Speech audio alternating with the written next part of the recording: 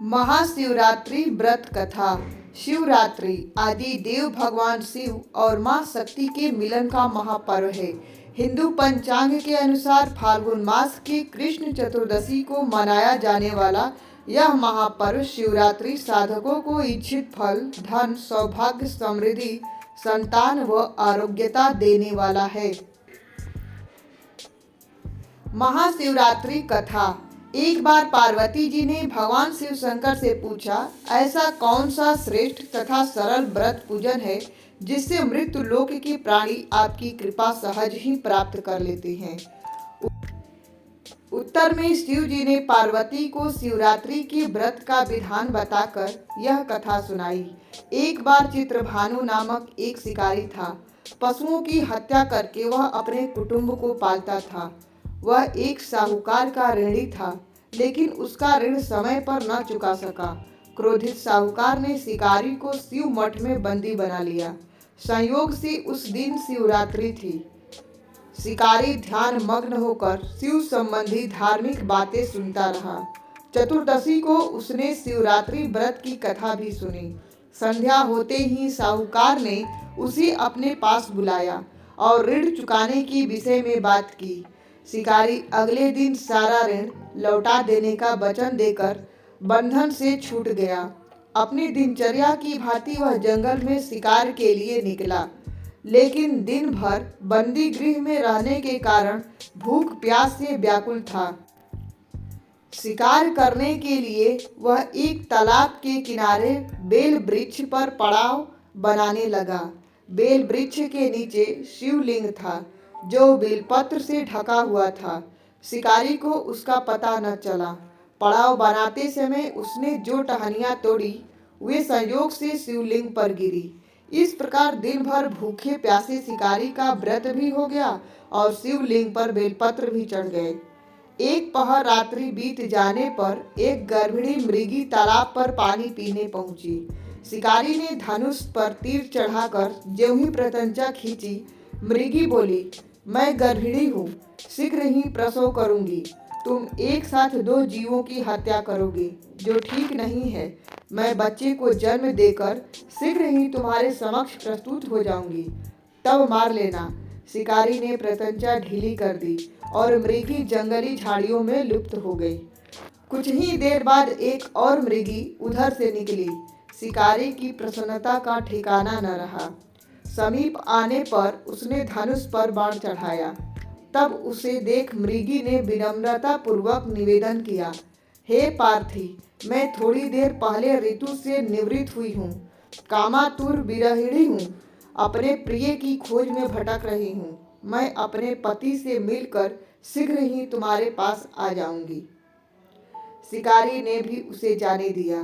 2 बार शिकार को खोकर उसका माथा ठनका। वह चिंता में पड़ गया। रात्रि का आखिरी पहर बीत रहा था। तभी एक अन्य मृगी अपने बच्चों के साथ उधर से निकली। शिकारी के लिए वह स्वर्णिम अवसर था।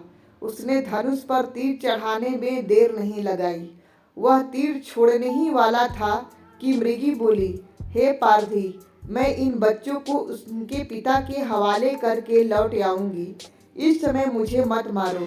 शिकारी हंसा और बोला, सामने आए शिकार को छोड़ दूं? मैं ऐसा मूर्ख नहीं। इससे पहले मैं 2 बार अपना शिकार खो चुका हूँ। मेरे बच्चे भूख प्यास से तड़प रहे होंगे। उत्तर में मृगी ने फिर कहा, जैसे तुम अपने बच्चे की ममता सता रही है, ठीक वैसे ही मुझे भी। इसलिए सिर्फ बच्चों के नाम पर मैं थोड़ी देर के लिए जीवन दान मांग रही हूँ। हे पार्थी, मेरा विश्वास कर, मैं इन्हें इनके पिता के पास छोड़कर तुरंत लौटने की प्रतिज्ञा करती हूँ। मृगी का दीन स्वर सुनकर शिकारी को उस पर दया आ गई। उसने उस मृगी को भी जाने दिया। शिकार के अभाव में बेल वृक्ष पर बैठा शिकारी बेलपत्र तोड़ तोड़कर नीचे फेंकता जा रहा था। पाँव फटने को हुई तो एक हृष्ट पुष्ट मृग उसी रास्ते पर आया। शिकारी ने सोच लिया कि इसका शिकार वह अवश्य करेगा।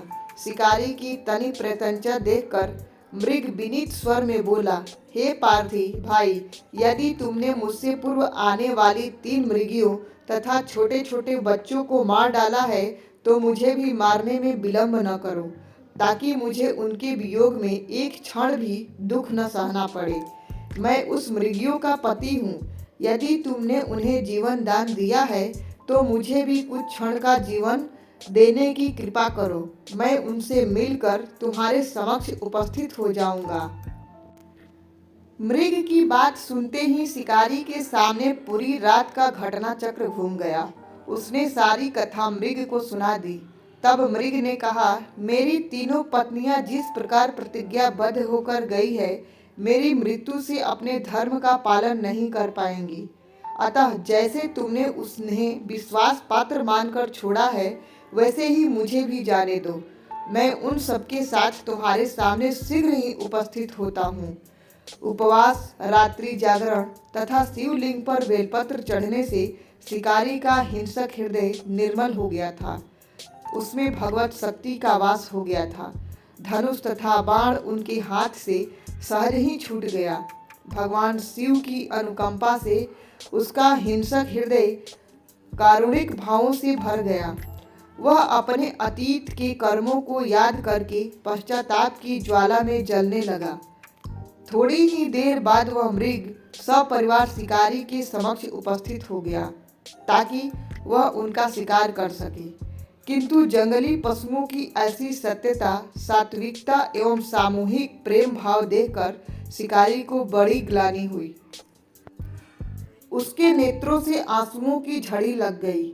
उस मृग परिवार को न मारकर शिकारी ने अपने कठोर हृदय को जीव हिंसा से हटा सदा के लिए कोमल एवं दयालु बना लिया। देवलोक से समस्त देव समाज भी इस घटना को देख रहे थे।